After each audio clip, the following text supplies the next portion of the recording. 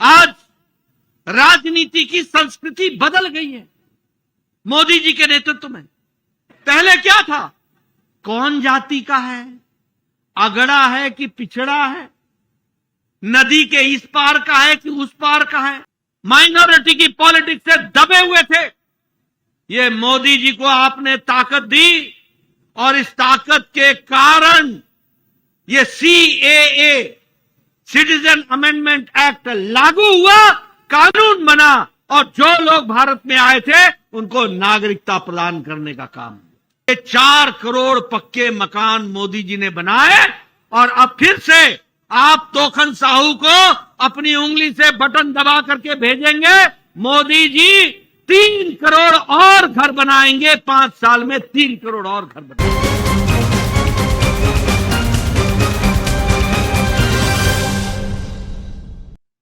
सभी मेरे साथ बोलेंगे, भारत माता की, भारत माता की, भारत माता की। आज के इस जनसभा में मंच पर उपस्थित हमारे छोटे भाई और छत्तीसगढ़ के उप मुख्यमंत्री, पूर्व में अध्यक्ष रहे श्री अरुण साहू जी, हम सबके बीच में उपस्थित हमारे बहुत ही लोकप्रिय और आप सबके प्रिय प्रत्याशी सम्माननीय तोखम साहू जी, हमारे मंत्री दयालदास बघेल जी, टंकराम वर्मा जी, हमारे वरिष्ठ नेता पूर्व में स्पीकर और अध्यक्ष श्री धर्मलाल कौशिक जी, हमारे वरिष्ठ साथी पुन्नूलाल मोहले जी, हमारे जिला के अध्यक्ष श्री शैलेश पांडे जी, सुशांत शुक्ला जी, धर्मजीत सिंह जी, अनुराग जी, सम्मानित मंच, सभी विधायकगण और यहां इतनी बड़ी संख्या में एकत्र आए देवी और सज्जनों, मेरे युवा साथी और मीडिया के मेरे साथी, प्रिंट मीडिया और इलेक्ट्रॉनिक मीडिया के मेरे साथी, आज मुझे मां कौशल्या के इस पुण्य भूमि पर आने का सौभाग्य मिला है और जिस गर्मजोशी के साथ, जिस उत्साह के साथ, जिस उमंग के साथ और जिस बड़ी संख्या में मौसम के खराब होने के बावजूद भी आप सब लोग यहां उपस्थित हुए हैं, आपका उत्साह, आपका उमंग, आपके मन में जो चाहत है वह मैं स्पष्ट देख सकता हूं कि आपने तोखम साहू जी को लोकसभा में भेजने का निर्णय बना लिया है। इसके लिए मैं आपको विशेष करके धन्यवाद देता हूं।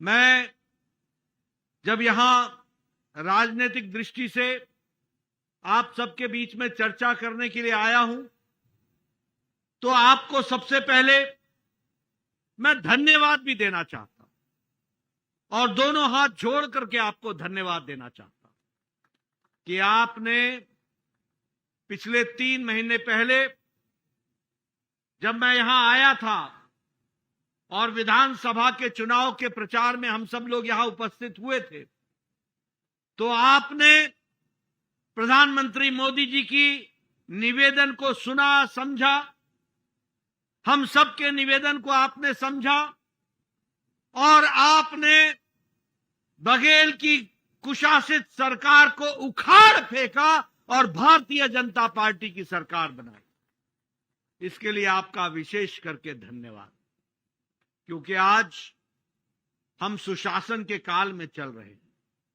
आपने प्रधानमंत्री मोदी जी की बात सुनी, उस पर विश्वास किया, उसको आगे बढ़ाने का प्रयास किया। इसके लिए विशेष करके आपका मैं धन्यवाद देना चाहता हूं। मित्रों, मैं यहां यह भी आपको बताना चाहता हूं कि आपके चुनाव में जो आपका वोट का महत्व है वो बहुत महत्वपूर्ण है। वो बहुत बड़े बड़े काम कराता है और बड़े बड़े फैसले लेने की ताकत रखता है। और ये हमारे पास नहीं है, ये ताकत आपके पास है। आपने 2014 में मोदी जी को चुनाव जिताया, प्रधानमंत्री बनाया। जो देश, भारत देश पिछड़ रहा था, वो 5 साल के अंदर अग्रगणी राज्यों में आकर के खड़ा हो गया। आपने 2019 में अपने ही मत का प्रयोग करते हुए, इस उंगली का प्रयोग करते हुए आपने दोबारा प्रधानमंत्री मोदी जी को प्रधानमंत्री बनाया। आपने चुनाव जिताया। आपके चुनाव जिताने के माध्यम से एक मजबूत, एक स्थिर, एक ताकतवर और जनता के हित में करने वाले काम की सरकार मोदी जी के नेतृत्व में बनी। और फर्क क्या पड़ा? फर्क यह पड़ा कि आप और हम 1951-52 से 4-4 पीढ़ियां बीजेपी और जनसंघ की खप गई। हम नारे लगाते रहे, एक देश में 2 निशान, 2 विधान, 2 प्रधान नहीं चलेंगे।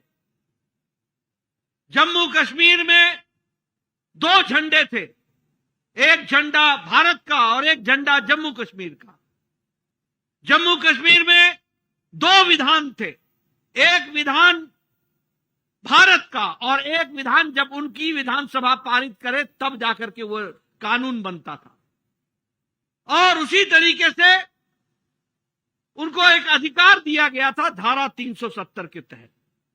हम धारा 370 के खिलाफ लड़ते रहे, लेकिन जब आपने मोदी जी के नेतृत्व में आपकी उंगली ने कमल का बटन दबाया और स्थिर सरकार, मजबूत सरकार दी, तो 6 अगस्त 2019 को प्रधानमंत्री की इच्छा शक्ति ने धारा 370 को धराशायी कर दिया। ये रास्ता भी हमने देखा।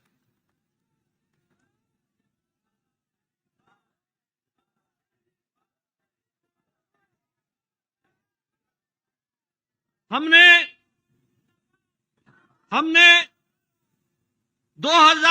1997-98 में पालमपुर में हमने फैसला लिया था कि हम राम मंदिर बनाने का रास्ता प्रशस्त करेंगे। 1997-98 में आप सभी लोग नारा लगाते थे, एक बार नहीं अनेकों बार आप गए अयोध्या।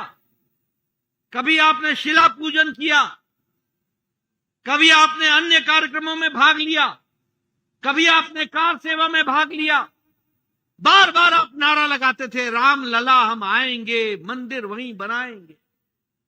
और हमारे विरोधी, विशेषकर कांग्रेस पार्टी, उपहास उड़ाती थी, मजाक उड़ाती थी। राम लला तुम आओगे, तिथि कब बताओगे? हमने उनको तिथि भी बताई।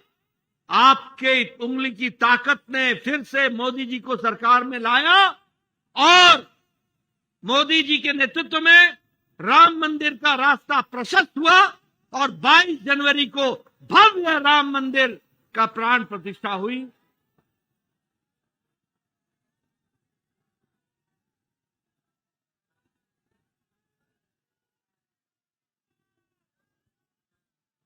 ये मजबूत फैसले लिए गए। आपको मालूम है कि 1947 के बाद, विभाजन के बाद, कई लोग बांग्लादेश में, जो उस समय ईस्ट पाकिस्तान था, कई लोग पाकिस्तान में और कई लोग अफगानिस्तान में धार्मिक कारणों से प्रताड़ित होकर, फिर चाहे वो हिंदू हो, सिख हो, ईसाई हो, पारसी हो, ये वहां से निकाले गए थे और उनको यहां पर नागरिकता देने का सवाल था। सभी लोग बोलते थे कि नागरिकता दी जाएगी। पूर्व प्रधानमंत्री मनमोहन सिंह भी बोलते थे, लेकिन नागरिकता देने की हिम्मत नहीं थी। तुष्टीकरण की राजनीति में डूबे हुए थे, माइनॉरिटी की पॉलिटिक्स से दबे हुए थे। ये मोदी जी को आपने ताकत दी और इस ताकत के कारण ये CAA, सिटीजन अमेंडमेंट एक्ट लागू हुआ, कानून बना और जो लोग भारत में आए थे उनको नागरिकता प्रदान करने का काम हुआ। ये स्थिर सरकार, मजबूत सरकार की निशानी। आपको मालूम है, मोदी जी ने कहा सबका साथ, सबका विकास, सबका विश्वास, सबका प्रयास। हमारी मुस्लिम बहनें 3 तलाक के कारण उनको आजाद जीवन नहीं मिल रहा था। सुप्रीम कोर्ट ने कहा था कि 3 तलाक समाप्त करो। पाकिस्तान में 3 तलाक नहीं है, जो इस्लामिक देश है। बांग्लादेश में 3 तलाक नहीं है, जो इस्लामिक देश है। अफगानिस्तान में 3 तलाक नहीं है, जो इस्लामिक देश है। इंडोनेशिया में इस्लामिक देश है, वहां 3 तलाक नहीं है। ईरान में नहीं है, इराक में नहीं है, लेकिन हमारे भारत में 3 तलाक चल रहा था। सुप्रीम कोर्ट ने कहा हटाओ, किसी में ताकत नहीं थी, ये आपकी उंगली में ताकत थी। आपने कमल का बटन दबाया, उधर मोदी जी ने मुस्लिम बहनों को आजाद कर दिया और 3 तलाक के इस काले कानून से छुट्टी दिला दी। ये ताकत होती है, ये फर्क पड़ता है। आज राजनीति की संस्कृति बदल गई है मोदी जी के नेतृत्व में। पहले क्या था? कौन जाति का है, अगड़ा है कि पिछड़ा है, नदी के इस पार का है कि उस पार का है, पहाड़ का है कि मैदान का है, बाहर का है कि अंदर का है। भाई को भाई से लड़ाने का काम और अपना वोट सीधा करने का काम और वोट बैंक की राजनीति का काम ये कांग्रेस पार्टी किया करती थी। लेकिन मोदी जी ने भारत की राजनीति की परिभाषा, भारत की राजनीति का चाल ढाल, भारत की राजनीति का कार्य करने का तौर तरीका, ये सब बदल डाला। अब मोदी जी के नेतृत्व में सबका साथ, सबका विकास, सबका विश्वास, सबका प्रयास, इसको काम को आगे बढ़ाने का काम किया। इसलिए हम ये कह सकते हैं कि किस तरीके से मोदी जी के नेतृत्व में काम को आगे बढ़ाया गया। मैं ये भी बताना चाहता हूं कि जहां उन्होंने तुष्टीकरण की राजनीति चलाई, तो मोदी जी ने विकासवाद की राजनीति चलाई। सबका विकास और विकास की लंबी छलांग लगाते हुए आगे बढ़ने का विकास। बोलिए, विकास हुआ है कि नहीं हुआ है? 10 सालों में हुआ है कि नहीं हुआ है? हमारी प्रधानमंत्री जी ने 2014 में जब उनको नेता बनाया गया, तब उन्होंने कहा था, मेरी सरकार गरीब को समर्पित सरकार है, मेरी सरकार गांव को समर्पित सरकार है, मेरी सरकार वंचितों को समर्पित सरकार है, मेरी सरकार दलितों को समर्पित सरकार है, मेरी सरकार महिलाओं के सशक्तिकरण को समर्पित सरकार है, मेरी सरकार किसानों को समर्पित है, मेरी सरकार युवाओं को समर्पित है। ये बात उन्होंने उस समय कही थी और उसके माध्यम से आप सब जानते हैं और हमारे पूर्व वक्ताओं ने आपको बताया होगा। आज बताइए, ग्रामीण विकास हुआ है कि नहीं? गांव का विकास हुआ है कि नहीं हुआ है? गांव में पक्की सड़कें पहुंची हैं कि नहीं पहुंची हैं? हर मौसम में चलने वाली सड़क पहुंची कि नहीं पहुंची? प्रधानमंत्री ग्रामीण सड़क योजना में इस काम को आगे बढ़ाया। अरुण साहू जी, आपको मैं बताना चाहता हूं, मैं 1993 में एमएलए बन गया था। धर्मलाल जी, मैं 1993 में एमएलए बन गया था। उस समय मेरा एक्सीएन मेरे पास आके बोलता था कि नड्डा साहब, आपके इलाके में 40 सड़कें हैं और आपको 40 लाख रुपए आप बजट में आया है, बताइए इसका क्या करूं? मैं कहता था, तू ही लगा ले जहां लग सके, 40 सड़कें और 40 लाख बजट है, क्या करेंगे? आज प्रधानमंत्री मोदी जी के नेतृत्व में प्रधानमंत्री ग्रामीण सड़क योजना में एक एक सड़क पर 10-10 करोड़ रुपए खर्च हुए और उसका विकास का काम शुरू हुआ।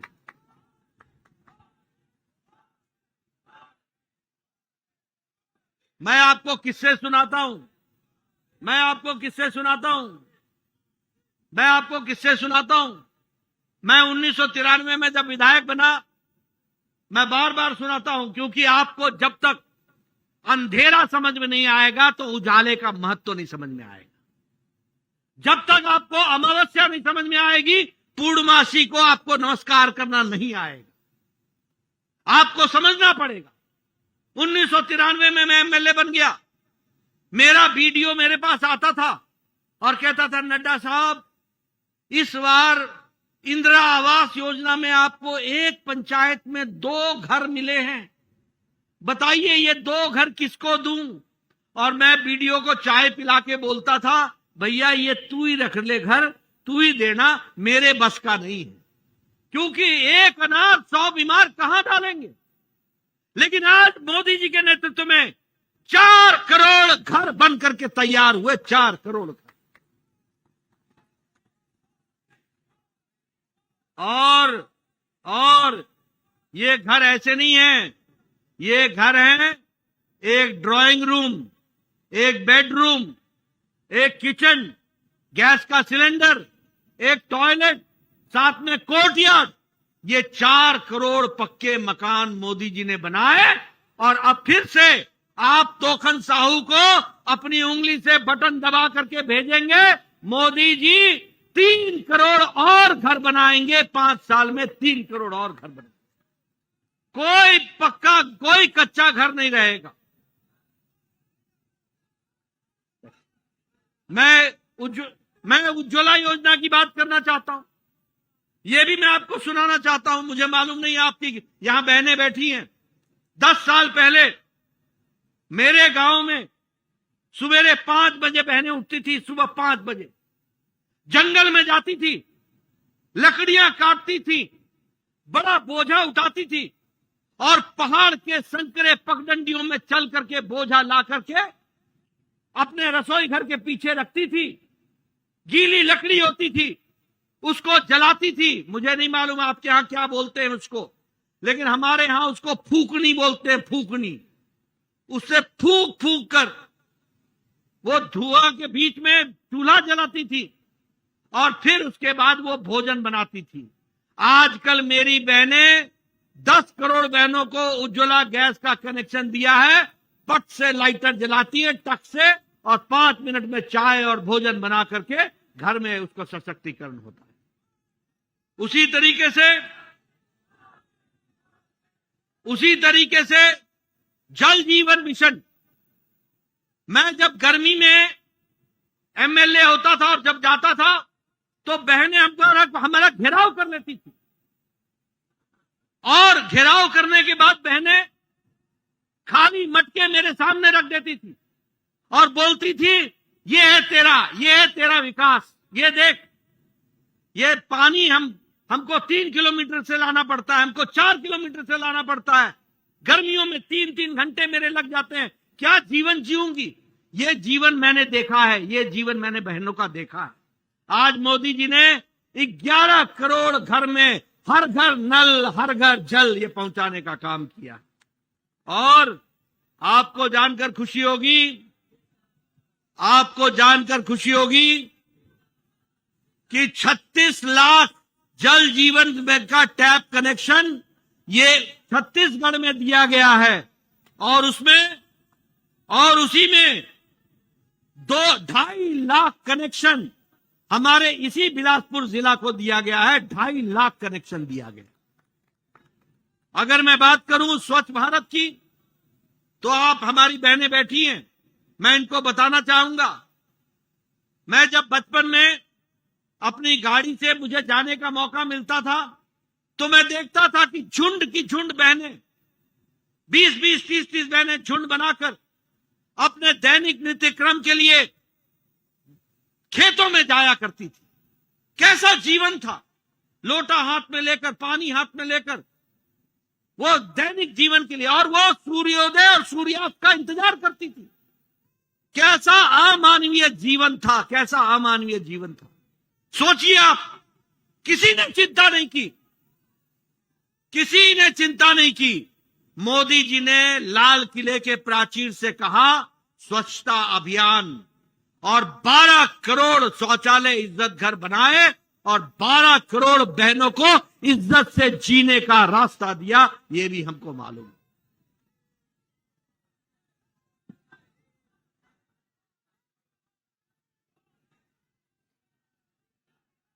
मैं आपसे आयुष्मान भारत की बात करना चाहता हूं। आयुष्मान भारत, ये सभी लोग बैठे हैं, पुराने लोग, सब लोग 20-20 साल के एमएलए हैं, 20-20 साल के। ये सब चिट्ठी लिखते थे, माननीय मुख्यमंत्री जी, मेरे इलाके में एक गरीब आदमी है, उसके हार्ट का ऑपरेशन होना है, वेल्व बदलना है, बाईपास होना है, किडनी का ऑपरेशन होना है, 3 लाख रुपए लगेंगे, 2.5 लाख रुपए लगेंगे, 1.5 लाख रुपए लगेंगे, कृपया पैसे देने की अनुशंसा करें। और ये 1.5 लाख मांगते थे, इनको 75,000 मिलता था। मैं ठीक बोल रहा हूं? 2 लाख मांगते थे, 1 लाख मिलता था, बाकी 1 लाख जनता से इकट्ठा करते थे। आज मोदी जी ने आयुष्मान भारत में भारत के 10 करोड़ 74 लाख परिवार, मीडिया वाले नोट कर लेना, 10 करोड़ 74 लाख परिवार, 55 करोड़ लोग, लगभग भारत की 40% आबादी, और वो गरीब आबादी। कौन है वो लोग? रेडी वाला, रिक्शा वाला, ठेला वाला, सब्जी वाला, बस का ड्राइवर, बस का कंडक्टर, ट्रक का ड्राइवर, ट्रक का कंडक्टर, ट्रक का क्लीनर, लिफ्ट मैन, होटल में वेटर का काम करने वाला, सैलून में बाल काटने वाला, कूड़ेदान से प्लास्टिक इकट्ठा करने वाला, ऐसे गरीब लोगों को मोदी जी ने 5 लाख रुपए का सालाना हेल्थ कवर दिया। 5 लाख रुपए।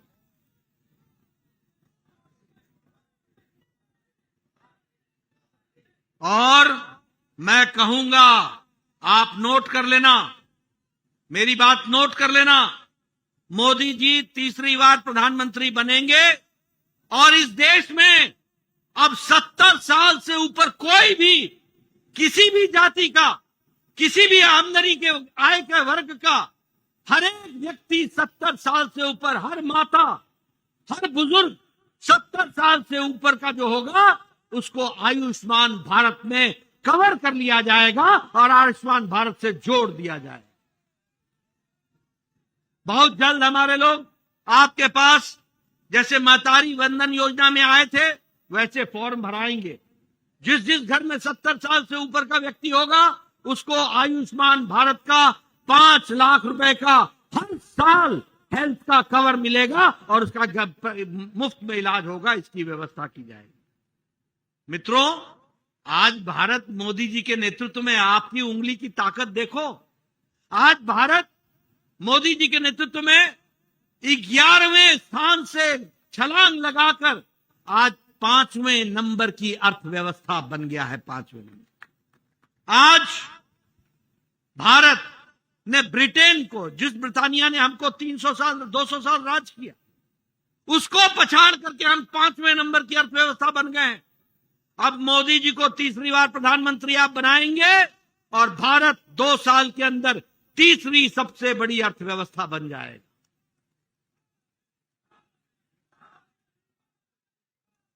आप बताइए, दवाई के, दुनिया को दवाई देने में भारत नंबर 1 पर आके खड़ा हो। सबसे सस्ती दवा और सबसे असरदार दवा भारत बना रहा। हमारा एक्सपोर्ट 138% बढ़ गया। पेट्रोकेमिकल्स में भारत का एक्सपोर्ट, निर्यात 106% बढ़ गया। उसी तरीके से आपको जानकर बड़ा आश्चर्य होगा, ये खिलौने की इंडस्ट्री, हमारे यहां दीपावली में जिस गणेश जी को आप पूछते थे, 10 साल पहले आपका गणेश भी चाइना से बन के आता था। गणेश जी, चाइना बनाता था हमारा गणेश जी को, चाइना बनाता था हमारे कार्तिकेय भगवान को, चाइना बनाता था राम जी की मूर्ति। मोदी जी ने कहा भारत का खिलौना, भारत का टॉय इंडस्ट्री को बढ़ाना है और आज 2.5 गुना हमारा टॉय एक्सपोर्ट बढ़ गया। आज हम खुद के लिए नहीं, दुनिया के लिए भी टॉय बना रहे हैं, उसके लिए भी हम आगे बढ़े। जापान, जिसको हम गाड़ियों के लिए जानते थे, डैटसन टोयोटा, आज भारत जापान को पछाड़कर तीसरा सबसे बड़ा ऑटोमोबाइल मार्केट बन गया। सबसे बड़ा ऑटोमोबाइल मार्केट। आप लोगों के हाथ में मोबाइल है, सबके हाथ में मोबाइल है। सब आज से 10 साल पहले आपके मोबाइल पे लिखा होता था made in China, made in Korea, made in Japan, आज आपके मोबाइल पे लिखा है मेड इन इंडिया। एप्पल भी आज एप्पल का मोबाइल भी अब इंडिया में बन रहा है। स्टील मैन्युफैक्चरिंग, इस बात में हम चौथे नंबर से दूसरे नंबर पर आ गए। और मैं एक बात और कहना चाहूंगा, मोदी जी ने छत्तीसगढ़ के प्रति विशेष प्रेम भी दिखाया। टैक्स का डिवोल्यूशन जो होता है टैक्स के दृष्टि से, उसमें आपको जानकर खुशी होगी कि छत्तीसगढ़ का टैक्स के दृष्टि से आपको पैसा मोदी जी ने छत्तीसगढ़ को 5 गुना बढ़ा दिया, 5 गुना बढ़ा दिया। और उसी तरीके से ग्रांट इन एड 3.5 गुना बढ़ा दिया। और उसी तरीके से आपको स्मार्ट सिटीज दी गई, फिर चाहे अटल नगर हो, चाहे आपका बिलासपुर हो, चाहे रायपुर हो, ये सबको स्मार्ट सिटी में जोड़ दिया गया। और मुझे खुशी है कि मैं जब स्वास्थ्य मंत्री था, मोदी जी के नेतृत्व में छत्तीसगढ़ को हम 5 नए मेडिकल कॉलेज देने में सफल हुए। 5। कहां सरगुजा कभी सोचा था कि ट्राइबल बेल्ट को मेडिकल कॉलेज मिलेगा? हमारे अनुराग जी बैठे हैं, पूछिए उनसे। वहां आज मेडिकल कॉलेज खुला। हमारा राजनांदगांव, कोरबा, महासमुंद, कांकेर में सोचा था, जहां नक्सलाइट की गोलियां बजती थी, आज वहां मेडिकल कॉलेज खुल गया है। किस तरीके से विकास के काम को आगे बढ़ाया गया। और मैं यहां बताना चाहूंगा कि भारत का सबसे बड़ा बैटरी एनर्जी स्टोरेज सिस्टम वह भी राजनांदगांव में खुला है। इसको भी हमको याद रखना चाहिए। भिलाई में इंडियन इंस्टीट्यूट ऑफ टेक्नोलॉजी, कभी सोचा था कि Indian institute of technology Chhattisgarh में आएगी? सबले बढ़िया छत्तीसगढ़िया, इसको सबले बढ़िया बनाने में अटल जी से लेकर मोदी जी का योगदान है, जिन्होंने विकास को आगे बढ़ाने का काम किया। आपका रेलवे का बजट 22 गुना बढ़ा दिया गया और अमृत भारत में 32 नए रेलवे स्टेशन बन रहे हैं। और उसी तरीके से वंदे भारत में अब आप बिलासपुर से नागपुर का सफर कर रहे हैं, यह भी आपको ध्यान में रखना। रायपुर से विशाखापट्टनम एक्सप्रेस हाईवे, दुर्ग से रायपुर आरंग कॉरिडोर ये बन रहा है। 2 नए एयरपोर्ट बन गए हैं। हर दृष्टि से विकास के काम को आगे बढ़ाया गया। और मैं बिलासपुर के लिए विशेष करके कहना चाहता हूं, आज जाकर के अपना बिलासपुर का रेलवे स्टेशन देख लेना। मोदी जी ने 435 करोड़ रुपए भेजे हैं। आने वाले समय में अमृत भारत में आप एयरपोर्ट और रेलवे स्टेशन में अंतर नहीं पता कर सकोगे। ऐसा भव्य रेलवे स्टेशन बिलासपुर का बनेगा, इसको भी आपने याद रखना। इसलिए इन सभी कामों को ध्यान में रखने की जरूरत है। मैं यहां यह भी बताना चाहता हूं कि हमारे आवास योजना में 3 करोड़ नए घर बनेंगे। और उसी तरीके से ये जो गरीब अन्न योजना 80 करोड़ की जनता को मिल रहा है, ये अगले 5 साल फिर से मिलेगा और सभी गरीबों को मिलेगा, जिससे भारत की गरीबी आज 25% गरीबी की रेखा से ऊपर उठ गई है। और उसी तरीके से आप बिजली का बिल अभी भरते हैं ना, बिजली का बिल भरते हैं ना। अब सूर्य योजना के तहत, घर सूर्य योजना के तहत अब घरों पर सौर ऊर्जा आएगी, आपको बिजली मुफ्त मिलेगी और जो एक्स्ट्रा बिजली पैदा करोगे वह बिजली आपको बेचने का भी अधिकार होगा। यह फर्क आएगा, इसको भी आप ध्यान में रखिए। और इसी तरीके से 3 करोड़ बहनों को मोदी जी ने कहा है कि मैं लखपति दीदी बना के छोड़ूंगा। 3 करोड़ बहनों को। और मोदी की गारंटी पूरे होने की गारंटी है। इसीलिए प्रधानमंत्री किसान सम्मान निधि चलती रहेगी और उसमें हम लोगों ने भी जोड़ा है, छत्तीसगढ़ ने भी जोड़ा है। और धान की कीमत बढ़ाई, वो तो किया ही है। तो इस तरीके से आपने इन सारी बातों को आगे बढ़ाया है।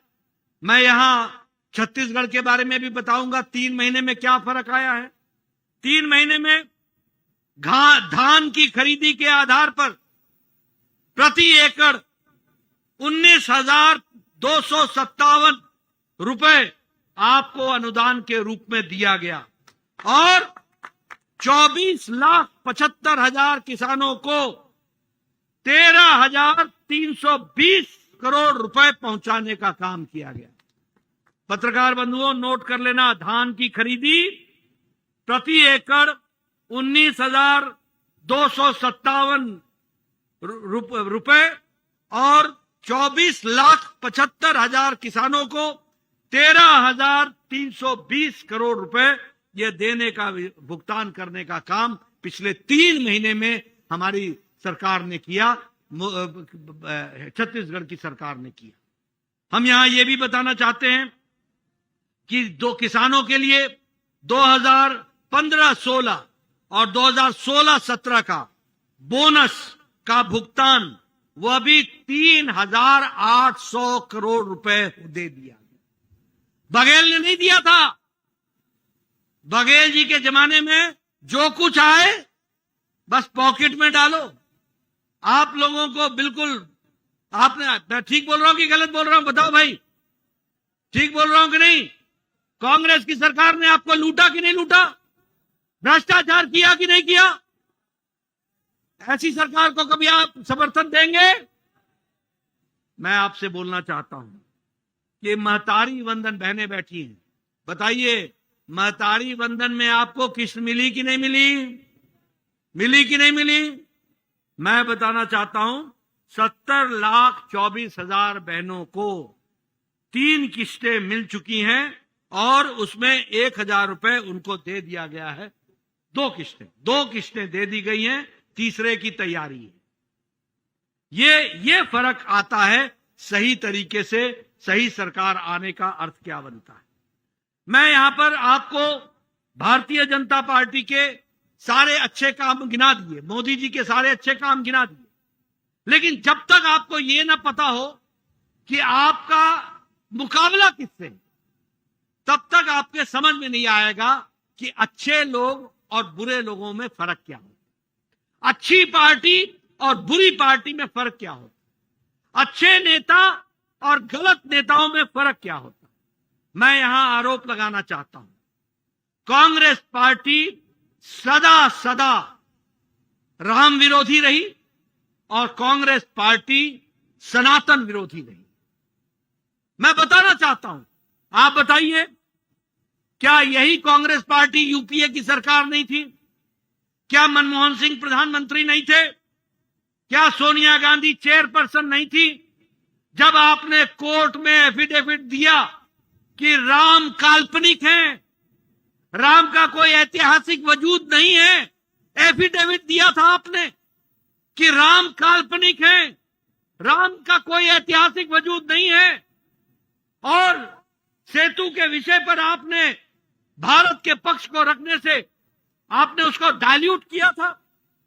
क्या यह सत्य नहीं है कि आपका वकील राम मंदिर के केस में खड़ा होकर के उसने कहा था कि यह केस की तारीख बढ़ा दो, क्योंकि केस का अगर फैसला हो जाएगा तो भाजपा वालों को फायदा मिल जाएगा, इसलिए इसको रोको। लटकाने का काम, अटकाने का काम, भटकाने का काम, ये काम उन लोगों ने किया। हम लोगों ने उनको मंदिर के, हम लोग मतलब न्यास ने उनको प्राण प्रतिष्ठा में निमंत्रण दिया, उन्होंने रामलला के मंदिर के प्रतिष्ठान के निमंत्रण को ठुकरा दिया। ऐसे राम विरोधी, ऐसे लोग जो हर चीज में राजनीति देखते हैं, ऐसे लोग, आप बताइए ऐसे लोगों को आपका समर्थन मिलेगा क्या? मिलना चाहिए क्या? मैं यहां यह भी कहना चाहता हूं कि ये सनातन विरोधी भी। आप बताइए, इनका साथी डीएमके का स्टालिन का बेटा उदयनिधि स्टालिन सनातन धर्म को डेंगू कहता है, मलेरिया कहता है, और राहुल गांधी के मुंह पर लिकोप्लास्ट लग जाता है। चुप, कुछ नहीं बोलना। सोनिया गांधी बोलती नहीं है, प्रियंका गांधी बोलती नहीं है। आप बताइए ये सनातन विरोधी है कि नहीं है? है कि नहीं है? आप बताइए। एक इनका डीएमके का नेता ए राजा बोलता है कि सनातन एचआईवी है। एड्स है, ऐसे शब्दों का प्रयोग करता है और कांग्रेस पार्टी चुप रहती है, बिल्कुल चुप रहती है। आप बताइए, ऐसे लोगों को समर्थन मिलना चाहिए क्या? मिलना चाहिए क्या? और सबसे बड़ी बात कि कांग्रेस पार्टी को देश विरोधी ताकतों को समर्थन देने में मजा आता है। ये देश विरोधी ताकतों के मूक दर्शक रहते हैं। अभी अभी कर्नाटक में एक राज्यसभा का सांसद नासिर हुसैन, वो राज्यसभा में चुना गया, विधानसभा के अंदर पाकिस्तान जिंदाबाद के नारे लग गए और मल्लिकार्जुन खड़गे जो इंडियन नेशनल कांग्रेस के अध्यक्ष हैं, उनके प्रदेश से यह घटना घटती है। एक शब्द नहीं बोला जाता, एक शब्द नहीं बोला जाता। पाकिस्तान जिंदाबाद के नारे लगते हैं किसी राज्यसभा के सदस्य बनने पर नासिर हुसैन के। बताइए, ये राष्ट्र विरोधी ताकतों को समर्थन है कि नहीं है? समर्थन है कि नहीं है? आप बताइए, हमारे नौजवान, छत्तीसगढ़ का नौजवान उरी का बदला लेने के लिए, सर्जिकल स्ट्राइक करने के लिए पाकिस्तान की भूमि में घुसकर पाकिस्तान को पछाड़कर पाकिस्तान के ऊपर अटैक करता है, और हमारे कांग्रेस पार्टी सबूत मांगते हैं, सबूत मांगते हैं। बोलिए, ऐसे राष्ट्र विरोधी ताकतों को आगे आने देना है क्या? आने देना है क्या? पुलवामा में हमारे जवान, हमारे छत्तीसगढ़ के जवान एयर स्ट्राइक करते हैं और उनके कैंप को ध्वस्त कर देते हैं, और यहां कांग्रेस पार्टी सबूत मांगती है। बाटला एनकाउंटर में मारे जाने वाले आतंकवादी, उनके ऊपर सोनिया गांधी आंसू बहाती है। ये कैसा दिग्विजय सिंह उनको देशभक्त बोलता है? आप बताइए, ये समर्थन है कि नहीं है देश विरोधी ताकतों का? ये समर्थन है कि नहीं है? ऐसे लोगों को आगे आने देना है क्या? ये कांग्रेस पार्टी राम विरोधी, सनातन विरोधी और देश विरोधियों के साथ प्रेम करने वाली पार्टी। मैं यहां यह भी कहना चाहूंगा कि ये कांग्रेस पार्टी और इंडिया अलायंस, जो घमंडिया अलायंस है, ये अलायंस दो ही बातों का अलायंस है, दो ही बातों का गठबंधन है। एक, परिवार बचाओ पार्टियां, दूसरा, भ्रष्टाचारियों को बचाने वाली पार्टी। मोदी जी कहते हैं भ्रष्टाचार हटाओ, और ये कहते हैं भ्रष्टाचारियों को बचाओ। आपको तय करना, बोलिए, भ्रष्टाचार हटाना है कि नहीं हटाना है? हटाना है कि नहीं हटाना है? आप बताइए, कांग्रेस पार्टी ने कोयला घोटाला किया था कि नहीं किया था? आप बताइए, कांग्रेस पार्टी ने चीनी घोटाला किया था कि नहीं किया था? आप बताइए, कांग्रेस पार्टी ने चावल घोटाला किया था कि नहीं किया था? आप बताइए, कांग्रेस पार्टी ने CWG का घोटाला किया था कि नहीं किया था? आप बताइए, कांग्रेस पार्टी ने 3G 4G का 2G का घोटाला किया था कि नहीं किया था? आप बताइए, कांग्रेस पार्टी ने पनडुब्बी घोटाला किया कि नहीं किया? आप बताइए, ऑगस्टा वेस्टलैंड का घोटाला किया कि नहीं किया? इन्होंने ना अंतरिक्ष छोड़ा, ना आकाश छोड़ा, ना समुद्र छोड़ा, ना पाताल छोड़ा, ना धरती छोड़ी। सभी लोगों में भ्रष्टाचार किया ये कांग्रेस पार्टी ने। आप बताइए, समाजवादी पार्टी ने कौन सा घोटाला? गोबर घोटाला, मैं भूल ही गया था। शराब घोटाला, ये सारे घोटाले। आप बताइए, समाजवादी पार्टी के नेता अखिलेश ने लैपटॉप घोटाला किया कि नहीं किया? गोमती रिवर फ्रंट घोटाला किया कि नहीं किया? आप बताइए, फूड ग्रेन का घोटाला किया कि नहीं किया? आप बताइए, कविता ने शराब घोटाला किया कि नहीं किया?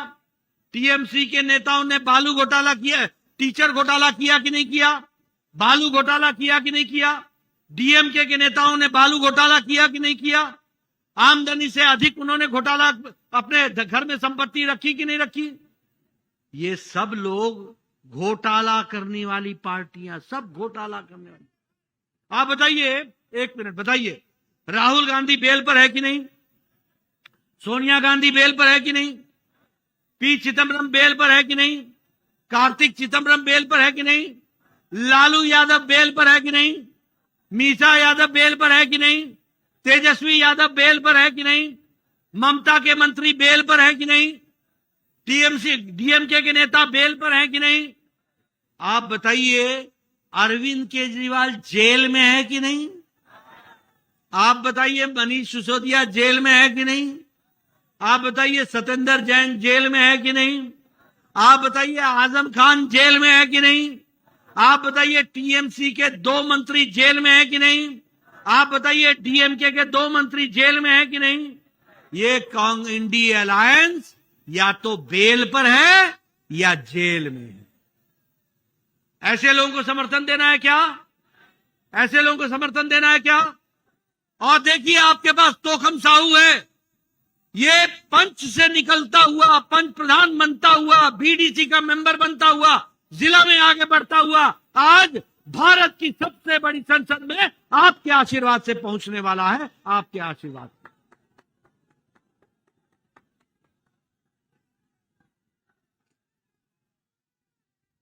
बोलिए, तोखम साहू जी को आपका समर्थन मिलेगा ना? मिलेगा ना? भारी मतों से जिताओगे ना?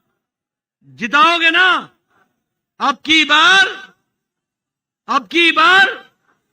फिर